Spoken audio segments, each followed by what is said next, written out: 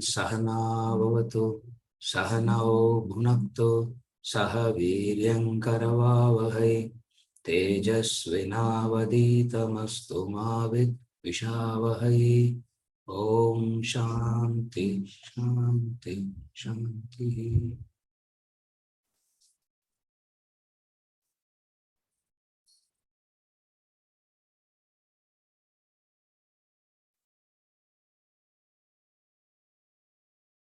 We'll start with the topic, I am God.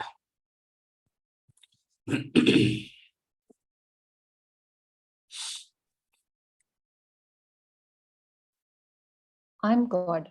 The entire humanity uses the pronoun I to indicate one's individual personality, to mean either the waker, dreamer, or deep sleeper, but never to mean the real self, Atman. Everyone is hypnotized to believe oneself to be a finite, limited being. In such a hypnotic state, it becomes extremely difficult to drive home the idea that you are not what you believe yourself to be, that you are the Supreme Self, that you are God. You reject the thought as absurd, something impossible, but the truth remains, you are God. You must realize the truth, discover yourself. The affirmation, I am God, is not the same as affirming, I am Indian, I am bachelor, I am tall, etc. These three statements are fundamentally different from declaring yourself to be God. The words Indian, bachelor, tall qualify the subject I. Indian is one thing and I is quite another. So are the other qualifications, bachelor and tall, distinct from I. They are properties, attributes belonging to I. But the affirmation, I am God, conveys something different. The word God does not qualify I. God is not a property, attribute describing I. The statement, I am God, is not the same as I am Indian. The statement means, I and God are one. Examine the analogy of the rope and snake. A boy mistakes the rope for a snake. He is caught up in an illusion. He states the snake is 6 feet long, 4 inches thick, black in color. You declare the snake that he sees is just a rope. The statement of the boy is fundamentally different from yours. The boy's statement that the snake is 6 feet, 4 inches, and black is similar to the statement, I am Indian, I am bachelor, I am tall. The length, breadth, and color are properties of the snake, but the word rope is not so. Rope is not a property of the snake. The rope is not separate from snake. Snake is rope. They are one and the same. So too, when you declare I am God, it means I and God are one, the same. God is not an attribute, property. You are God. I am God, Brahman, the supreme reality. What a hypnosis has overthrown the human mind. Every single individual in the world believes himself to be anything other than the reality. People consider themselves to be a man or woman, good or bad, brilliant or dull, etc. None would even entertain the thought that one is God. And yet the stern reality remains that everyone is God. You are that eternal being, Brahman, not this assemblage of matter you have assumed yourself to be. Vedanta roars this truth, that you are God. Bids you pronounce this audaciously. I am God, Aham Brahmasmi. But the people of the world are timid, hesitant to admit the truth.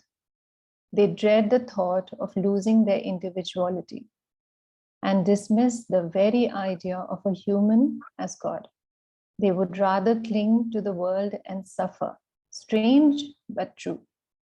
You denounce your intrinsic sovereignty and quote slavery.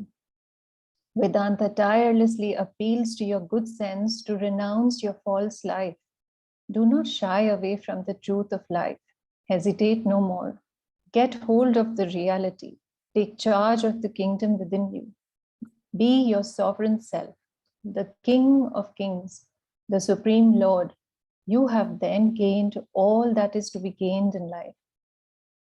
In the Old Testament, Moses is said to have fallen into the state of slavery. Walking in Mount Sinai, he encountered a serpent and trembled at the sight of it. Just then he heard a voice say, "Hold that serpent." It was said to be the voice of God. Moses hesitated. The voice insisted he get hold of it. He plunged and held the serpent. Instantly, the serpent turned into a staff, and the staff worked miracles. Moses touched the rock with the staff, and fresh water gushed forth from it. When the Israelites were fleeing for safety, the Red Sea stood in their way. He again used the staff. No sooner his staff touched the sea than waters parted and dry land appeared before them. The Israelites passed into safety. Similarly, the inner voice bids you drop your ego and regain your supreme self. But you are terrified at the thought of discarding your individuality, your personal identity. Mortified to leave the comforts of the known and plunge into the unknown. You would rather indulge in the pleasure of your senses than trade on the treasure of the self. Your inherent ignorance is the cause of your trepidation.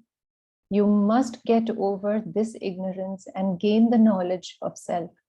Embolden yourself to overcome the ego. Plunge into the self fearlessly. Smother your selfishness.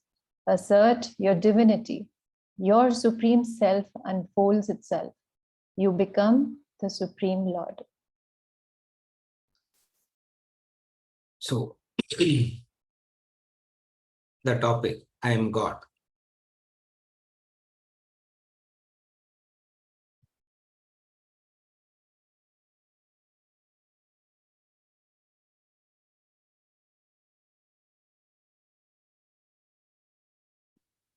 The pronoun I is always used to identify with the individual. Whenever you use the word I, that I is something that is connected to the individual. Whereas in reality, the I and the individual has no connection. That ability to segregate the two is Vedanta.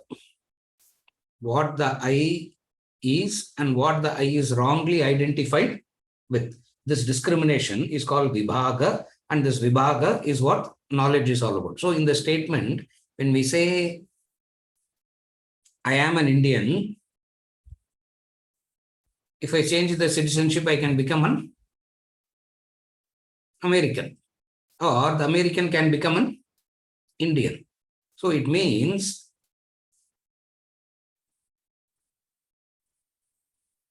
the I is always used to identify with some qualities and properties and attributes of the subject. The I is always used as a reference to some properties, some qualities, and some attributes.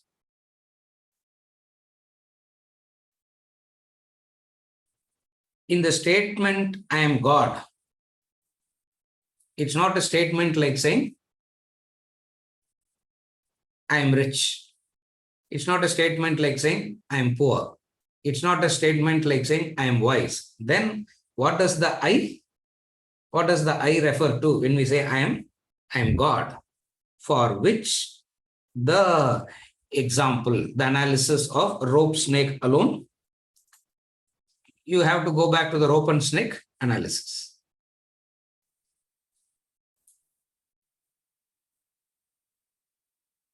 In every example that we use for analysis, we understand the limitation of that example, and we restrict the thinking, taking into consideration the limitation of that example. Because all examples, all metaphors can convey only 1 or 2 points. It cannot convey the entire knowledge. Therefore, when we use the rope and the snake, we try to stay with it, accepting the limitations of that example, whatever be the limitations. So, what is this analysis? Rope equals Brahman, snake equals world. So, in the rope and snake, rope is equated to Brahman, snake is equated to the world. And there are one is the presence of light, another is the presence of partial light. If there is full light,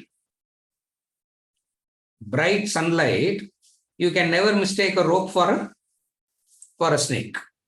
So it means where there is complete knowledge, you can never mistake, you can never misunderstand. In darkness, you won't even know it. In darkness, you won't even know it. Therefore, in full knowledge, in full light, there is no problem. Complete darkness also, there is no problem. Where does it all start? What we call as partial light, dim light, or twilight. It's neither completely dark nor completely bright. So, in the twilight, the person misunderstands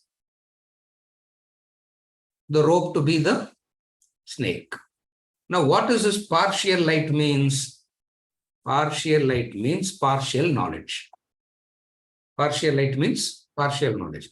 And for all practical purposes, partial knowledge is ignorance. Why do we call it as ignorance? Because of this partial knowledge, the mind projects its own conclusion. Because of partial knowledge, the mind projects its own conclusion. This is the very important thing in thinking. Wherever there is limited knowledge, partial knowledge, your mind will come to its own conclusions, and that conclusion that your mind has come to will appear so true and so real only to you, not to anybody else, not to the other. Are you able to follow? That is why not everybody will see the rope as the snake. Under the dim light, under the partial knowledge condition only, the rope can be misunderstood as the snake. So this is the 4-5. These are the 4-5 basic factors that you should remember in the analysis of rope and snake. The critical point here is what? Partial knowledge. It is the partial knowledge that makes your mind to project something, and your mind believes in what it projects. That's why it's called ignorance. Except you, nobody else will believe. Your mind will project something, and who will believe in that projection? Who will be actually convinced about that projection? Only you will be convinced. Or whoever shares the same partial knowledge with you, that group will get together and they will say, we all understand each other.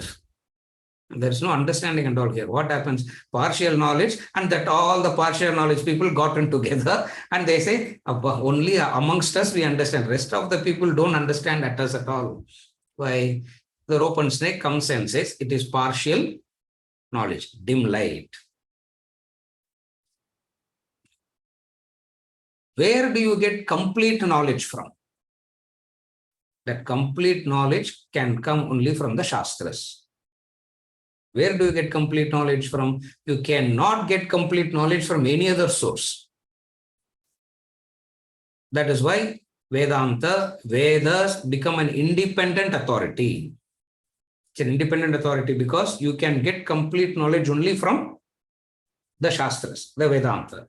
And what is that complete knowledge that the Vedas comes and gives you?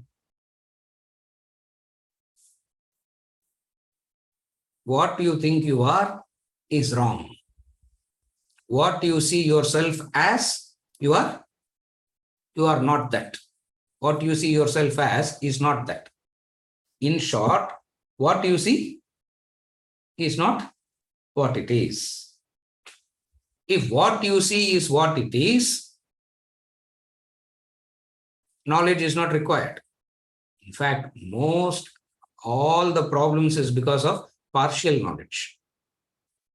And world can only provide you with partial knowledge. World cannot provide you with a complete knowledge of anything.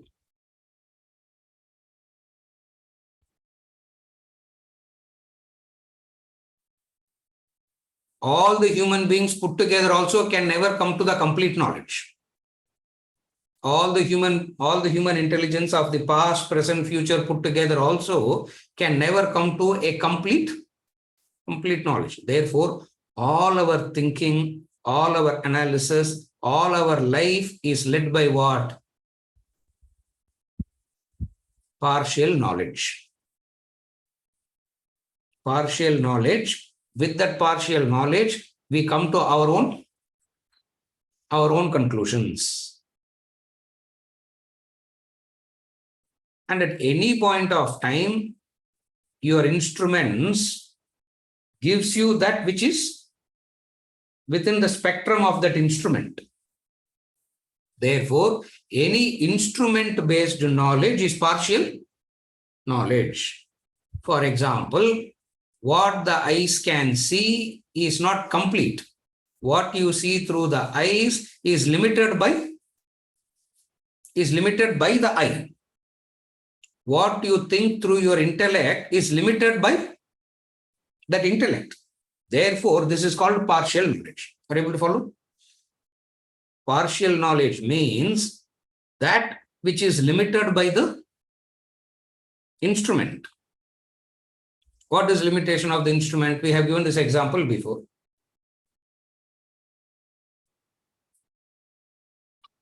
The eyes have a range of seeing, Vibgoric. It can't see ultraviolet, infrared, it cannot see. Therefore, what the eyes reveals to you always is, so what is revealed to you through your eyes, what you should understand it as? Always partial. This recognition is objectivity. This recognition is called Sakshi Bhava. This recognition is what is called objectivity.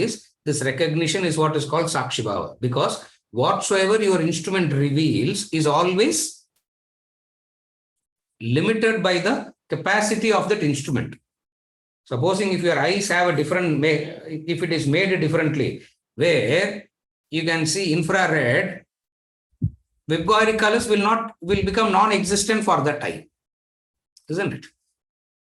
If eyes can see the ultraviolet, the rest will become non-existent. Therefore, partial knowledge doesn't mean limited data. Partial knowledge means what? All the instruments combined will give you an understanding. All the instruments combined will give you an understanding, and that understanding is called partial knowledge. Because whenever you use the word partial knowledge, limited knowledge, it means if I get more data, if I make the instruments more and more subtler, will I become more and more knowledgeable? It says no. How much ever you do it, whatsoever you gain is limited by the instrument. So partial knowledge means any knowledge that you have, that which is constricted, limited by that instrument. So what is the limitation here? In the dim light, now we are doing the rope snake analysis. In all this, don't forget the rope snake analysis. Rope snake analysis, we are setting the ground. On what basis we are going to do this analysis? This analysis in a nutshell. What is that? Rope is there. First condition. What? The rope is there. Because of the rope being there, only you are able to see something. If there is no rope, you can't see anything. Because of the rope being there, you see something. What you see? Either you can see a rope or you can see something else. You see something else instead of a rope is called partial knowledge. That snake comes out of the partial knowledge of the rope. How do you understand this? The rope is absolutely real. The snake is apparently real. Again, the rope is absolutely real. The snake is apparently real. Apparently real means because apparently real is the definition. Because at that very place where the error took place, there is no snake, only a rope. That's why it's called apparently. What is when we say it is apparently real? What is apparently real means? Because at that very place where the error took place, there is no snake. What is the place where the error happens? The rope, isn't it? The rope is the place where the error happens. Therefore, there is no snake at all. There is only rope. Then what is snake? Snake is a mutual superimposition. Snake is a mutual superimposition. What is mutual superimposition?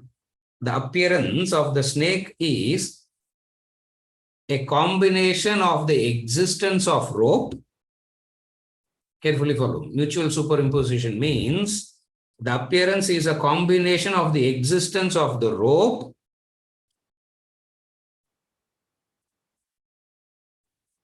the qualities of the rope, and the mind adds something to it.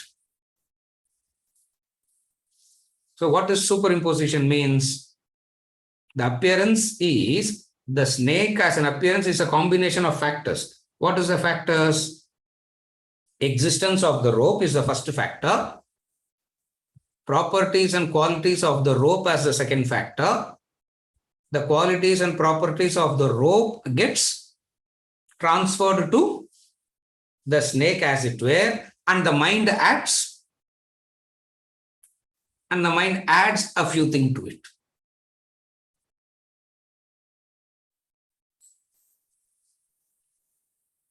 The rope is not doing anything for the mistake or against the mistake. Again, the rope is not doing anything for the mistake. Neither the rope is doing something against the mistake.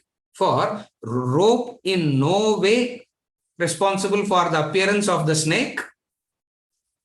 Rope in no way is responsible for the disappearance of the snake either. Are you able to follow? In no way rope is responsible.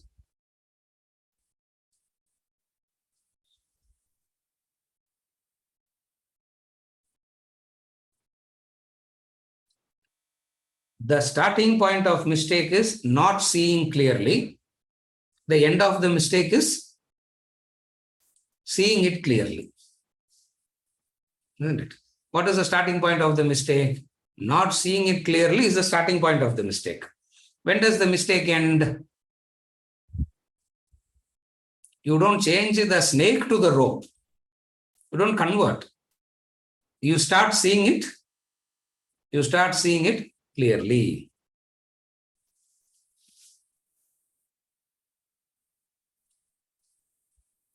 The beginning of the mistake is the complete appearance of the snake. Carefully follow. The analysis. When the snake comes, the snake appears completely in the womb, waiting for 10 months, and then comes out, learning, crawling, walking, talking, and all. It doesn't do. When the snake comes out, how does it come? When the snake appears, how does it appear? Completely it appears. And when it disappears,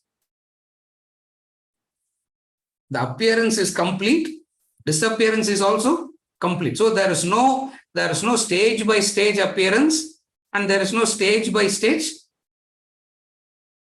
dissolution also. Correct? Huh? Beauty is this.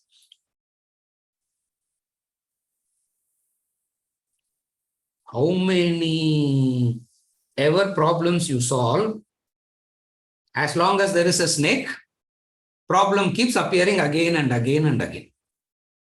One problem appears, you solve it, and then another problem appears. Why? Because as long as the snake is there, problems continue to exist. Once the snake is dissolved, there is no other problem to solve.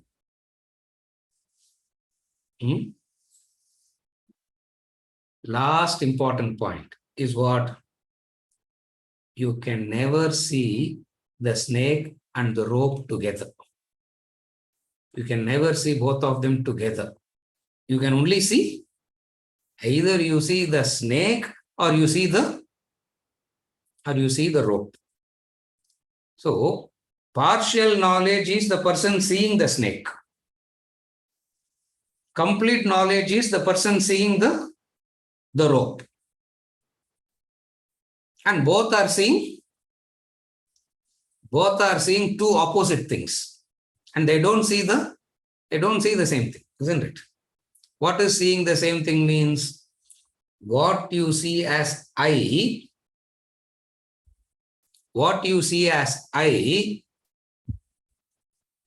in partial knowledge is different from what you see as I in the right knowledge, the full knowledge. That's what the topic is. I am God. This is what is meant by I am. This is what is meant by saying I am God. So with partial knowledge, what you will equate the I with. With full knowledge, what you will equate the I with. With partial knowledge, you will equate the I with the property, the attribute, the quality. What is the property, attribute, quality? The example that he's giving is, I am an Indian, I am bachelor, I am 6 feet tall. For the I can be associated with anything like this, and yet the I can never become the Indian, nor the bachelor, nor the 6 feet. Why? Because the same 6 feet can become 4 feet. The same Indian can become an American. The same I that is alive says, I am dead also. So it means what? Partial knowledge means the I is associated with some properties that doesn't exist in reality. Again, I repeat. Partial knowledge means associating the I with something that doesn't exist. That's what he says. What a hypnotism has happened. What a hypnotism has happened. Self-hypnotism. What a hypnotism means? Self-hypnotism. Self-hypnotism means you repeat it again and again and again. You actually start believing it. Isn't it? That's what Hitler writes in his book. Repeat a lie 10 times, you will start believing it as truth, he says. Not the other person. You repeat it 10 times, you will believe it as the truth. This is the hypnotism. What is the hypnotism? I am a restricted, constricted. I am a restricted individual. I am a constricted individual. Okay, I am an individual. That's the starting point. The starting point is I am the Jiva.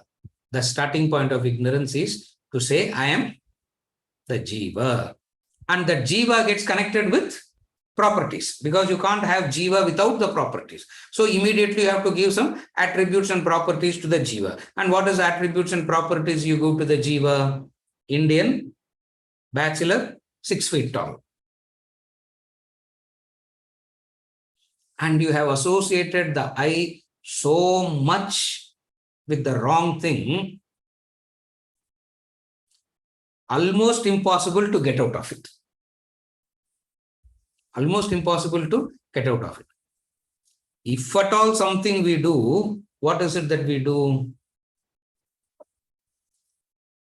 We try to get rid of the dukkha component of the I and try and retain the sukha component of the I. If at all we come in contact with knowledge, if at all we come in contact with anything higher, meaningful in life, what is the motive behind it? Not to dissolve the I, to eliminate the dukkha portion of the I and to keep the sukha portion of the I. But what is the reality? The moment the I comes in as Jiva, what comes along with it? Sukha and dukkha. You can never eliminate dukkha and keep only the sukha. It is like removing certain attributes from the snake and trying to keep certain attributes of the snake. Snake means it will come with its attribute. What is attribute? Sukham and dukkham. So what one got to do now? Through proper knowledge and understanding, we got to see it rightly. We got to see it rightly. Now,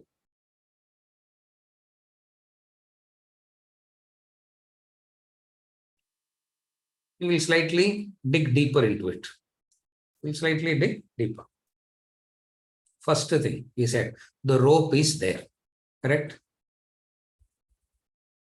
The existence of the rope is absolutely necessary for the appearance of the snake. The existence of Brahman is absolutely necessary for the appearance of the world. So the very fact that the world is appearing itself is an indication that there is something, there is an adhisthana, there is something that is supporting it. This is how we start the analysis. This is how we dig deeper.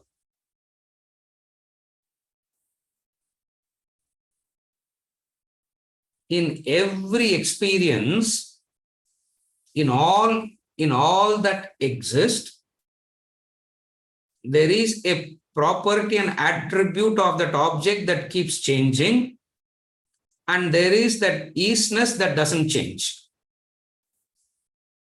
In every existence, one thing keeps changing. What is that thing that keeps changing? The property and attribute of that keeps changing. That changing property and attribute is because of action. That's why we say all actions will bring a change in the subject. Again, I repeat, all actions will bring a change in the subject.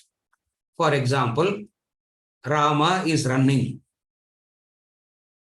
The sitting Rama is different from the running Rama, isn't it? Why? Because the running Rama is gasping for breath. Certain changes has already happened. So wherever there is a change that is happening, you understand some action is happening. Change implies activity. Are you able to follow? Change implies activity, because it is activity that can bring a change. If there is no activity, there can never be a change. And you see constant changes. It means what? Constant activities. But in and through these constant activities, there is something that is not changing. The seed is, the sapling is, the tree is, the table, the wood is, the table is. You see a lot of change from seed to the table. But in and through all that, what is it that doesn't change? That existence doesn't change. That is why you can see the existence of the seed, you can see the existence of the sapling, you can see the existence of the plant, you can see the existence of the tree, you can see the existence of the wood, you can see the existence of the table. Seed to table, how many changes have happened? But at any point of time, you see something existing, no? That isness is the reality. Rope exists. Because of that existence, as in the isness, you are able to project something.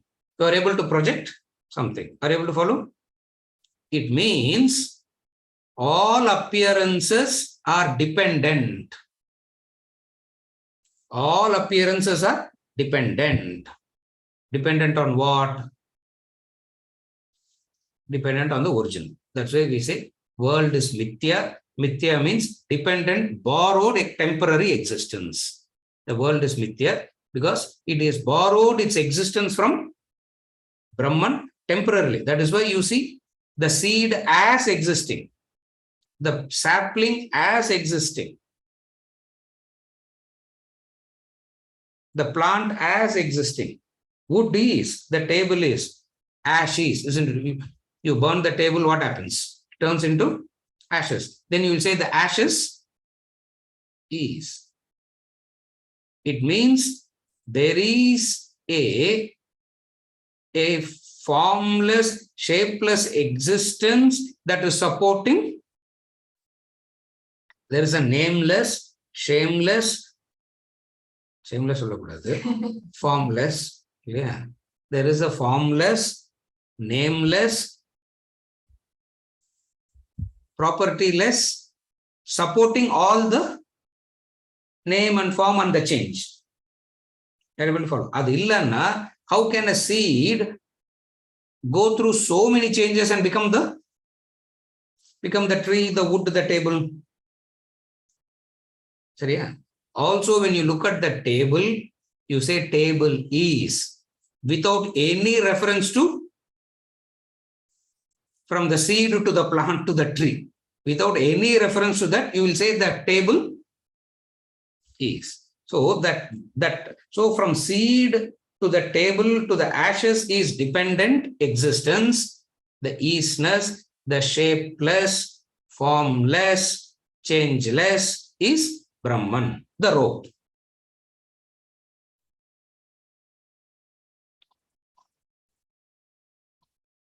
Also, we have seen already, the rope is there. Because of partial light only, you see it like that, little light. Little light means you can neither see it fully, nor partial light means what? Like the twilight. You don't see anything, but yet you see. You don't see anything, and yet you see something. We are seeing two things. What are the two things that we see? One is the external world of objects and beings we see. Another is the internal world of thoughts. Two things are seen. What are the two things that are seen? One is the external world of objects and beings. Another is the internal world of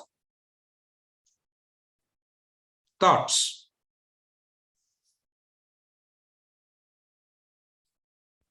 That seeing or knowing is partial, and because of this partial knowledge only, you are able to see something. So you must have partial knowledge to get confused. Wherever you are confused, it means you have partial knowledge. Ignorance is bliss. No. Why? Because you don't know anything. There is absolutely no problem.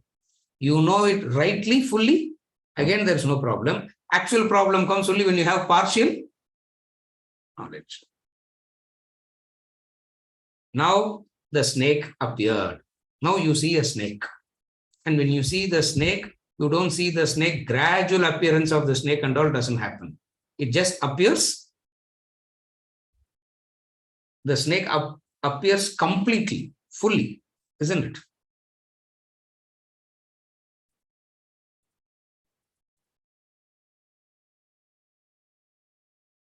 Even though the snake is not real, for the person who is seeing the snake is, the person who is seeing the snake, it is real. When we are seeing the world, out there functioning by its assigned laws and orders. The very beauty of that is it is so well organized. The law and order and everything is so clear and so well organized, it is impossible to conceive or accept it as Maya or Mithya. Because Maya and Mithya must be a chaotic thing. But here you don't see it as chaotic. It is a well organized, well systematic, established law. What is the law? What we call as the law of karma, the law of cause and effect. Because of all this, our reactions appears to be very justified. Our reactions appears to be genuine. All our reactions appears justified and all our reactions appear genuine also. What is it? What are the experiences that appears genuine?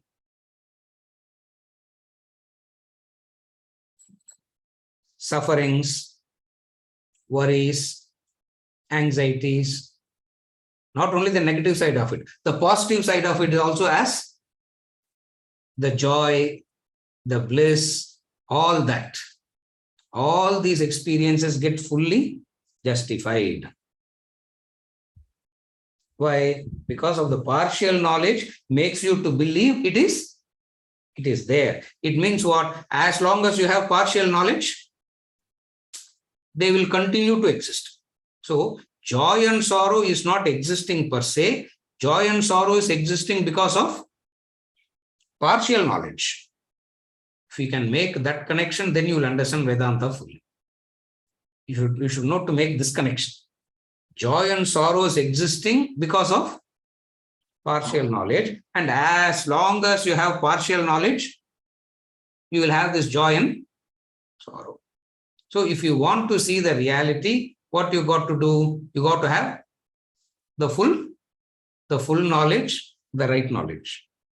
So what does this right knowledge says?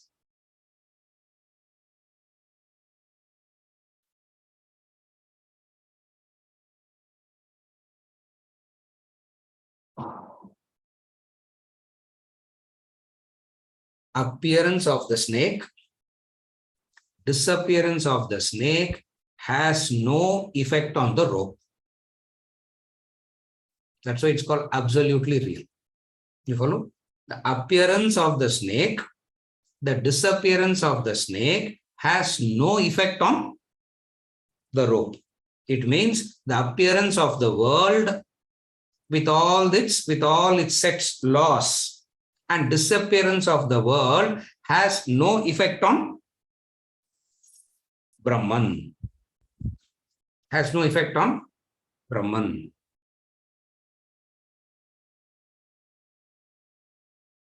Rope retains its ropeness eternally.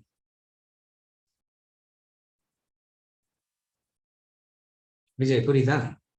The rope will retain its ropeness eternally. So the snake and all the drama that's happening around the snake, the rope is entirely untouched by it. So whatsoever happens, nothing happens. So this is absolutely real. The snake, we call it as apparently real. Why we call it as apparently real? Because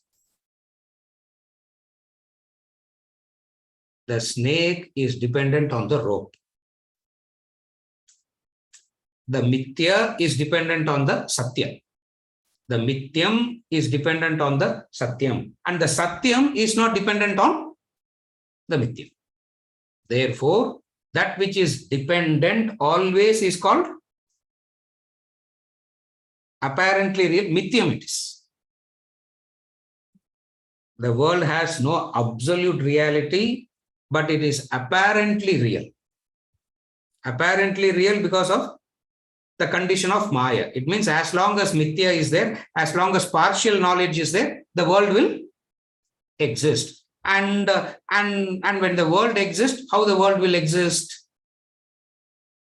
By the law. And what is the law? The duality, dvandvas, the pairs of opposites. What is the dvandvas, the pairs of opposites? Sukha and dukkham. If you are in sukham, the present sukham is in contrast to the past dukkham. Isn't it? The present sukham is always in comparison to the past dukkham. The present to dukkham is the preparation for the future. More dukkham. Huh? The present dukkham is a preparation for future sukham. And the future sukham is a preparation for the next cycle of dukkham. So that dukkham is a preparation for the next cycle of sukham. Therefore, continuously this continuous cycle of sukham, dukkham keeps happening as long as the world is there, and world is there because of partial knowledge. If you can connect it to the partial knowledge, then you have solved the problem. So always connect it to the partial knowledge. Why do we say it? Because the moment you see it rightly, the world ceases to exist. That's why it's called partial knowledge. Problem ceases to exist when knowledge comes in, no? Correct? Problem ceases to exist when knowledge comes in. It means the condition for problem to exist is partial knowledge. Partial knowledge condition irundha a problem will exist. The moment you bring in right knowledge, problem ceases to exist. In the theory of perception and in Maya, we saw it, we have studied it already in detail. That's why I'm not going into that analysis a lot. What is it that we saw in detail there? The qualities of the snake is nothing but the qualities of the rope. The snake borrows its properties and qualities from what? The snake. So the snake borrows its qualities and properties from the rope. The snake is 6 feet long, rope is 6 feet long. You can never have a 3 feet rope, 3 feet snake out of a 6 feet rope, isn't it? Correct? If the snake is 6 feet, the rope is 6 feet. If the snake is brown in color, the rope is brown in color. If the snake is coiled, it is the rope that is coiled. But what happens is what?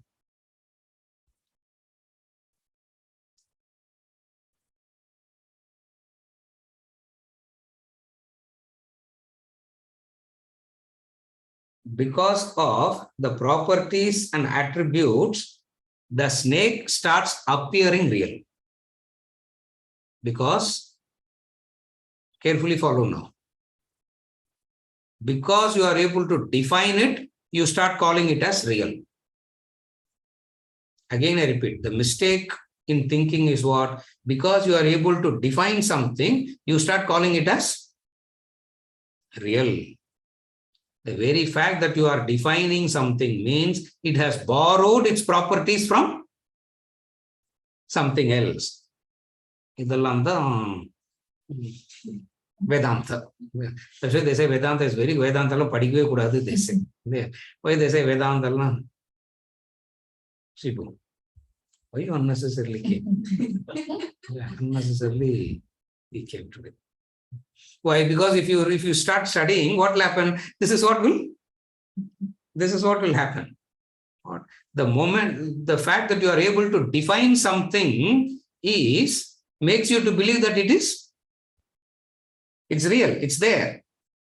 Whereas the true knowledge comes and says, the very fact that you are able to define it because it has borrowed the properties from elsewhere. But how can you say that it is borrowed the properties from elsewhere? By the time you define it, it is already changed. Again, I repeat, by the time you can define something, it's already changed. Correct? Because there's a constant activity that is happening, and all activity will bring a change. These are all the basic formulas with which we develop this story of rope and the story of rope and snake.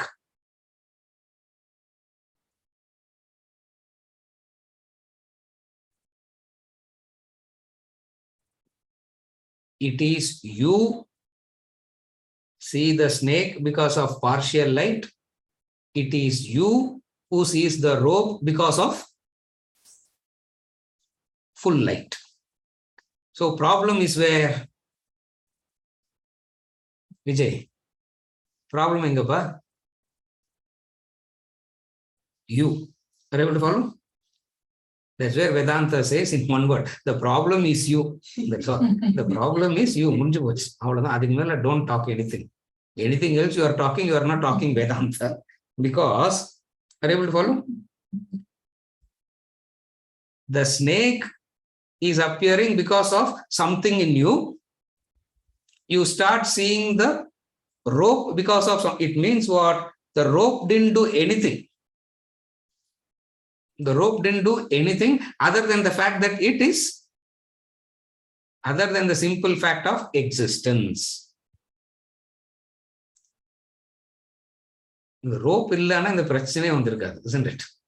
If only if the rope wasn't there, all these problems wouldn't have come. No. Sat can never become asat. Existence can never become non-existence. Therefore, all that you got to see is what? See the existence as, see the sat as sat. Why? Because the existence can never become non-existence. Therefore, it is you that misunderstood the rope to be a snake, and it is you that rightly understands the rope. Venkatachalam, puriyirudha? It is you. It has got nothing to do with the rope. That's why we say don't blame God for anything. It is you. Blaming God is like blaming the rope. What did the rope do? The rope will say, why are you blaming me? Why are you blaming me? Gaudapada says that in Mandukya Karika. Why are you blaming me for the world? I am not seeing the world. No, you are seeing the world. So you explain what you are seeing. You will hallucinate something and you will come and ask me to explain your hallucination. That is Vedanta. It takes you are hallucinating something. Now, whose responsibility it is to explain? You will hallucinate something and then you will want to come and ask about snake to a person who's seeing the rope. Yeah. One way of dealing with the snake is what? Go and ask another person who's seeing the snake. Yeah, two ways of dealing with it. One is what? You seeing a snake, you don't know how to handle it, you don't know how to deal with it. So one solution is what? Go and ask another person who sees the snake. Then you both are on the same page. Yeah. Then you both are on the same page, meaning same ignorant level. So one ignorant person guiding another ignorant person, and ignorance plus ignorance will become ignorance square. Correct for mathematics. Ignorance plus ignorance will not become knowledge. Ignorance plus ignorance becomes ignorance square. 3 பேர் சேர்ந்தா ignorance cube. The whole world change, ignorance to the power of n, isn't it? Ignorance to the power of n, meaning if there are 8 billion people, it will be like that. If there are 25 billion people, it will be like that. Then what is the other way? There is another person saying, Anga snake illa. There's another person saying, there is no such thing called snake. What are you dealing with? What are you? Just bring in light. Bring in light, remove the partial light and bring in the full light. With the full light, let us discover whether there is rope or snake. That full light is knowledge. That's why knowledge is equated to the sun. When the sunlight comes, darkness disappears so completely. Brahman does not do anything to make the world appear. If you accept this, what you have to accept? Brahman doesn't do anything to make the world disappear either. So going to God and asking for moksha is also so meaningless, because the rope will say, moksha from what snake are you asking me? You go and ask the rope, get me moksha from the snake. Snake is bothering me a lot. Help me to get moksha from the snake. Rope will say what? Moksha, but what is snake? It will ask. Isn't it? What is snake? It will ask. Like the sun. Last night, I had a good sleep. If you say it to Mr. Sun, S-U-N, in that statement, sun cannot understand one thing. What? Night. Sun will say, I understand. If sleeping and all, I understand. But one thing I don't understand. What? What is the thing that you are calling as night? Because where there is complete knowledge, ignorance doesn't exist at all. Therefore, what you got to do to end the problem, to get salvation from the problem of the snake, what you got to do? What is the solution now? Learn to see it correctly. This learning to see it correctly is what we call as change your perception. Change the way you look at things, they say, no? What is changing the way you look at things means you don't imagine something else. You learn to see it. You don't imagine something else. You learn to see it rightly. Therefore, what will bring about the right knowledge? So what will bring about freedom from the problems of the snake? Breathing techniques alone will not help, because you can't breathe in, breathe out, and rope will turn into a snake will turn into a rope. Yeah. I'm sitting and meditating. What meditation? There's no snake, only rope. There's no snake, only rope. Meditation. You open the eyes, what will you see? Snake only. In fact, the snake will become more bigger, more powerful, because your attention is so much on the snake now, isn't it? So neither chanting will help. What is chanting? Snake is rope, snake is rope, snake is rope, snake is rope. I have chanted it 108 times. Gayatri Mantra, Madhuri. What will happen? Nothing will happen. Snake will continue to. Then what helps? Knowledge. What helps? Knowledge. What is knowledge? There is no snake. Knowledge doesn't elaborate the snake. Knowledge dissolves the snake. Remember this. Knowledge means what? Knowledge doesn't mean elaborating the origin of the snake. Snake engirundu vandadu, eppadi vandadu, adallam that's not knowledge. The origin of the snake, the birth of the snake, how did the snake grow so big? All that knowledge is partial knowledge, because in all this you are accepting that there is a snake. What is right knowledge? Right knowledge is simply refusing to accept what? There is no snake.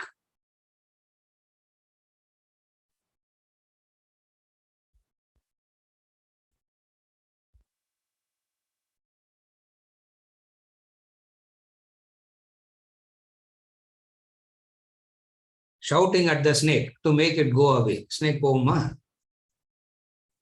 Shoo na povuma. It will be more it will grow, more it will go bigger in size. Therefore, what is the solution? Knowledge becomes the solution. Knowledge becomes a solution. And knowledge is not an action. Remember that.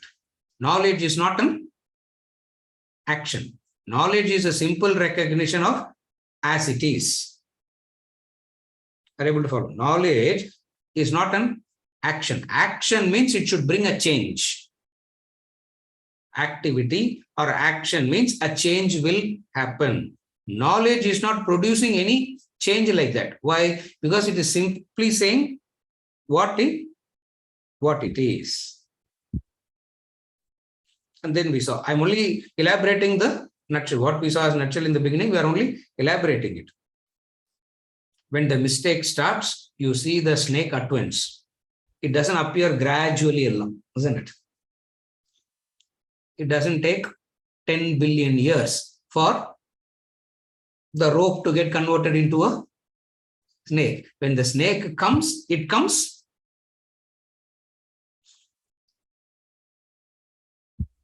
at once. And when it goes away, it goes away completely. You can't say, I have understood, sir. 90% I have understood it as rope. Only the tail portion is remaining. It means, what are you seeing? You know that viper, no? Is that viper snake where the thing goes moving all the time? The rest of the I have understood is 90% I have realized. What? That it is rope. Only the tail portion alone is remaining. Once the tail portion is removed, I will become completely knowledgeable, realized. No. Just as the appearance didn't happen gradually, disappearance also doesn't happen gradually.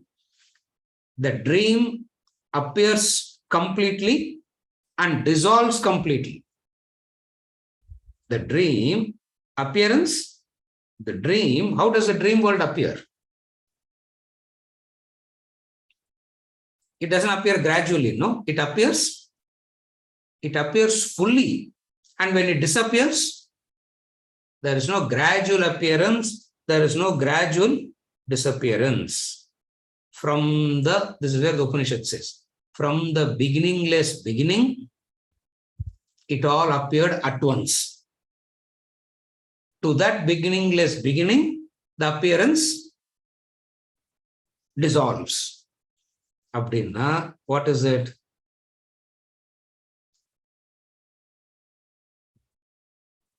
What is the relief? What is the relief? Knowledge brings the complete relief. What is the relief? Snake has gone forever. That is the relief. Are you able to follow? What is the relief that knowledge gives? The relief that knowledge gives is problems have gone forever. Otherwise, in us, we carry the blueprint of creating the problems. Yeah, what is ignorance? Ignorance is nothing but having the blueprint. What is the blueprint? The blueprint of having, we know how to create. Oh my God, how a human being knows how to create? Problem after problem after problem, continuously, one after the other. You solve one, by the time you solve one, you have created, I don't know, maybe 10 more in that, isn't it? Therefore,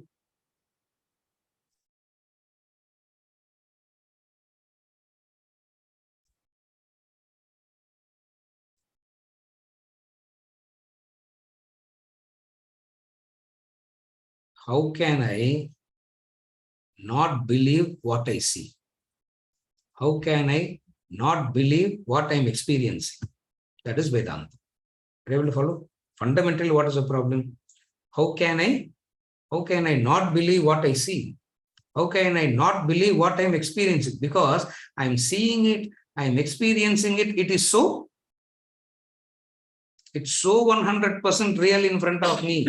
How are you coming and saying it is not there? I am God says what? In all this, what are we discussing? I am God. When the knowledge of I am God comes, what happens? The problem vanishes. But the people in the world are hesitant to accept it. Why? Long association with ignorance made us very comfortable with, we will complain, we will cry, we will suffer, but we will not let go. Again, I repeat, we will suffer, we will complain, we will cry, janma after janma we will take, birth after birth we will take, we will go through this entire cycle, but one thing we will not do. What? The right knowledge. Yeah, we will not get in the right knowledge. Hesitate no more. Get hold of the reality. Ramtirtha says, hesitate no more. Hesitate no more. Go to the rooftops and cry from the rooftop. Allam pannadappa Vijay. Don't do all that. Literally don't do all that. He says, go to the rooftop and claim Aham Brahmasmi. Go to the rooftop and say, I am God. You are intoxicated with all the wrong things. Get intoxicated with the right thing. You are intoxicated. Anyway, you are intoxicated with all the wrong things, you are intoxicated. That's why I say, get intoxicated with God, he says. Instead of getting intoxicated with all the wrong things, get intoxicated with God. Be your sovereign self. Assert your divinity. Your supreme self unfolds itself. You become the supreme Lord. You become the supreme Lord. With this, we conclude for today. We'll continue with the same topic. I am God next week. Venkatachalam has got a question, sir. Venkatachalam. Mr. Venkatachalam has got a question. Yes, Cholunga Venkatachalam. With regard to, we have two metaphors, and Yes. we talk about clay and pot, and Yes. also we talk about snake and rope. Hmm. And in one case, we talk as if it's a temporary existence, borrowed existence in the case Yes. of clay and pot. Yes. And in the case of this, we talk about illusion. Yes. But whereas in the pot case, everybody sees a pot. Correct. Even enlightened person also sees a pot, but Correct. has an understanding that it is only clay. Correct. So that appears, pardon me for saying this, more easy to understand, even though there is no question of permanency. Where in the case of an illusion, Correct. only a few people, Yes. only some Yes. children, because the Yes. example is also gave, Yes. see a snake. Yes. But whereas a worldly person may Yes. not see the snake. Correct. Certainly not the second time. So Yes. the illusion appears Yes. more difficult to Yes. take. So You are that's right. the question. You are right. In the case of illusion, it is, in the case of illusion, when you say temporary existence, it satisfies you. Why? Because they are in agreement with you. Yeah. They are in agreement with you. Primarily, yes. They are in agreement. Okay, Yes. sir, okay. I understand it as temporary, but at least you are agreeing that something is there. No. Very logical. Thank you. Yeah. Yes, thank you. Because you are in agreement with me. In illusion, it is a total, a complete disagreement with everything that you see. Yeah. Therefore, it is so difficult to even to theorize and intellectually understand it as a concept itself is difficult. Leave alone transcending the illusion and all. Even to accept it as an intellectual concept is difficult. Why? Because the pramanam of the instruments are more powerful than the Shastra pramanam. It's the pramanam. You follow? The instruments have a pramanam, validity. So the validity of the knowledge that your instruments give versus the validity of what the Shastra says. So there are two pramanams, two valid sources of knowledge. One is your own senses, another is the Shastram. What will appear closer to you? The Pramana senses. Senses. And Anumanam. Yes, Pratyaksha, Anumana, Upamana, etc. Yes. Therefore, in the initial stages of Vedanta, in the elementary study, in the primary section of Vedanta, what we will do? In the primary section of Vedanta, what we will do? Kindergarten of Vedanta, what we will do? Pratyaksha, Anumana, Upamana will be negated first. Unless that Pratyaksha, Upamana conviction is taken away, Shastra Pramanam and illusion and all becomes impossible to accept. So what do we do in the kindergarten? First we negate what? We negate the Pratyaksha, Anumana, Upamana is negated. How it is negated? By strengthening the intellect, it is negated. What is the method? Do not take things for granted. By taking things for granted, the instrument's pramanam is accepted. So by not taking things for granted, what are we applying there? The instruments are not a source of pramanam. You cannot rely on it. It is unreliable. I tell you, this is the most difficult phase in crossing Vedantic knowledge. To come to proper Vedantic knowledge, the most difficult step is what? The step. What? All your instruments of knowledge are not reliable. Reliable. That's why manana is so important. By continuously going through this analysis again and again and again, the pramanam shifts. What is the pramanam shifting? From the pratyaksham to Shastra. Yeah. So understand it like that. What is the difficulty? It is a pramanam. It is the pramanam. And for Shastra to become the pramanam, I need to understand Pratyaksha, Anumana, Upamana as unreliable. Once I understand that as unreliable, the reliability and the conviction on the Shastra becomes more. Then it will finally culminate in Maya Aham Brahmasmi. You follow Venkatachala? Yeah. So, why it is difficult is because on the one hand, our convictions is on Pratyaksha, Anumana, Upamana. Yeah. And we are trying to bring in Vedantic knowledge also into the ambit of Pratyaksha Anumana. That is why even the enlightened person, we want to see his brain and study his brain. Alpha, what all we study? Yeah. Alpha, beta, theta, gamma, I don't know what all we study. Put all over, isn't it?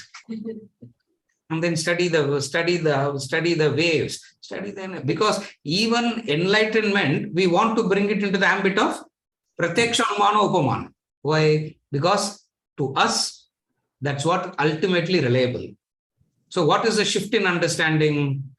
Pratyaksha and associated with Pratyaksha is Anumana, Upamana are not reliable sources of knowledge. You follow? Yes. So we see Shastras also as the ultimate end of knowledge. Yes. So we believe it has to be an extension of our knowledge. Correct. Yes. So what we do is Pratyaksha, Anumana, Upamana, Shastra. What we don't understand is Pratyaksha, Anumana, Upamana is one group. Shastra is a totally different group. Totally different group. It's not a logical extension of It's not a logical extension of inference to Shastra. Shastras. You follow? Thank you. Yes. With this, we. Anshu has got a clarity question. Anshu has raised a hand. Anshu, So You are my still question awake, was, 10 o'clock we have to meet again. Remember, no? Yes. should we take the question next? Please, Victor? take. Please go. Okay. My question was similar to the last question. Though so if we are seeing the world, is there anything that we should keep in our mind to remind that this is borrowed, and how do we see it rightly? Now, when I see the world, step number 1 is the intensity of the reality that I give to it, I should start reducing. See, I see it real. And the intensity of the reality is so strong that nothing can help you out of it. So when you see the world, what you should remember,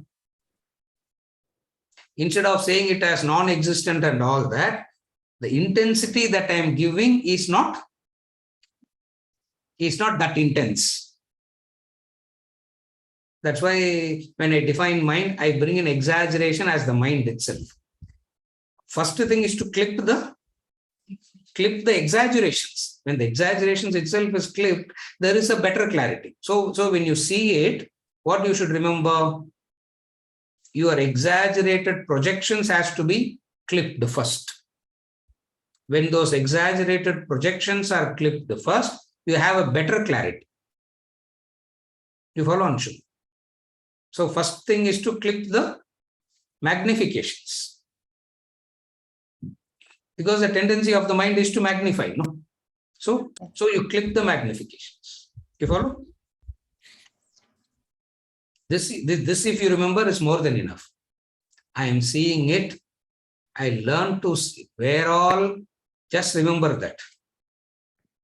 Just remember one factor. I am seeing something and I am not seeing it rightly. I am exaggerating it and seeing.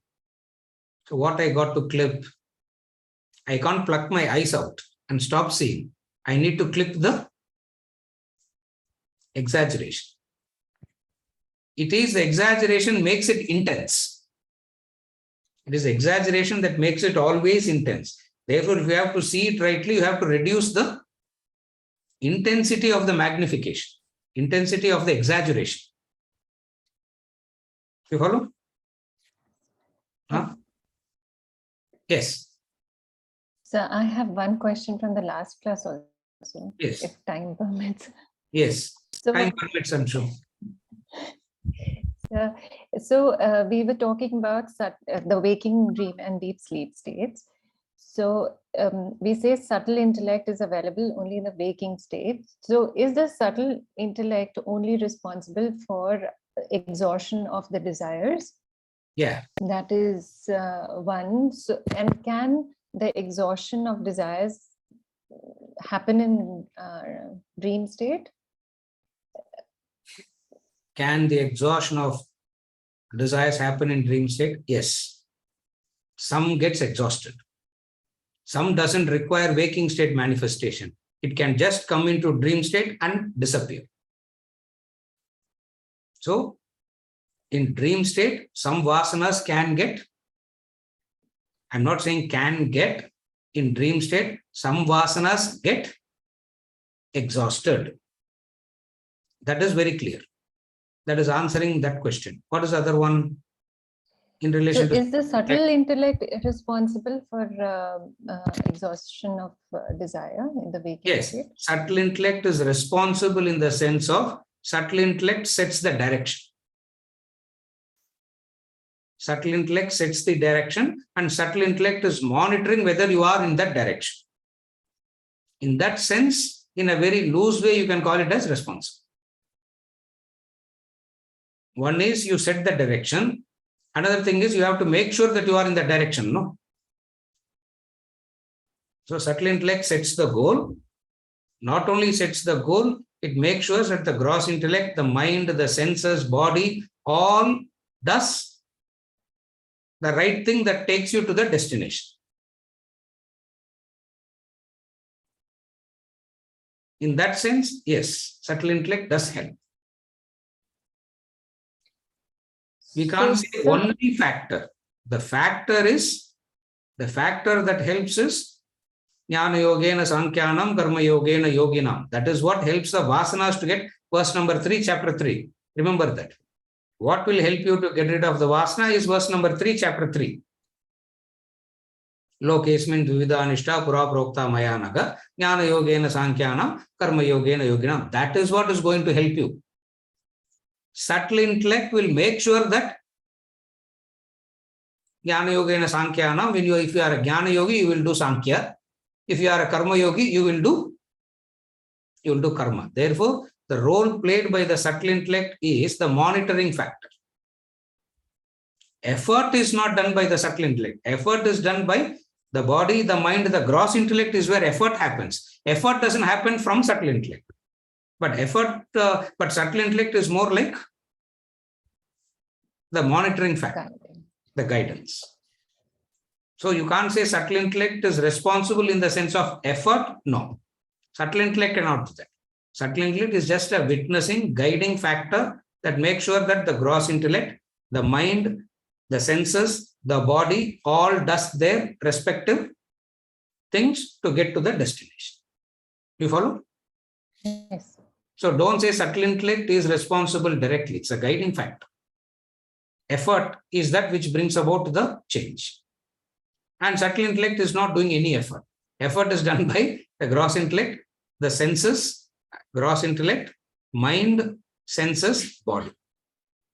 You follow? Yes. Yeah. With this, we conclude for today, and we continue from the petrol and the car and examples next.